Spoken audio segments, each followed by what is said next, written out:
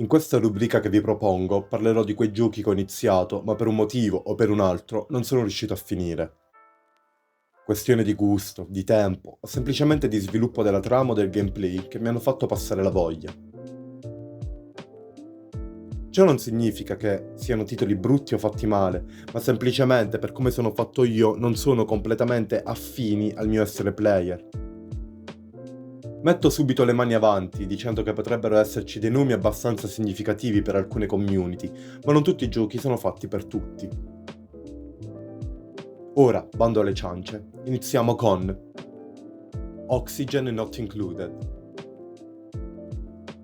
Un survival gestionale che ci porta a dover organizzare una nuova colonia su di un satellite che ha poche risorse, come acqua, cibo, ma soprattutto ossigeno, come dice il nome d'altronde.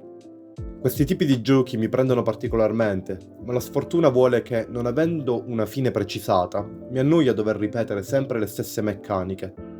In questo caso specifico, ogni 3 cicli avremo da un portale un nuovo colono, con caratteristiche, con dei pro e dei contro ben descritti. Data la presenza di un nuovo abitante nella nostra società, bisognerà fornirgli un nuovo posto letto, una mansione, come il cuoco, il costruttore, l'addetto pulizie, eccetera, ma anche altri macchinari come dispenser di ossigeno e o un nuovo bagno.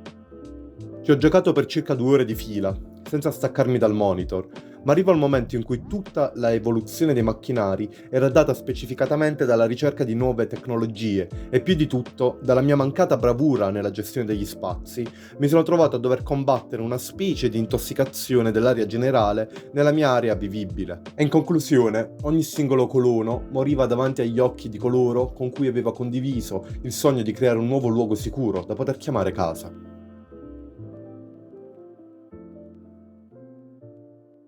Il secondo titolo di questa rubrica, nonché ultimo per oggi, è Kane e Lynch 2, Dog Days.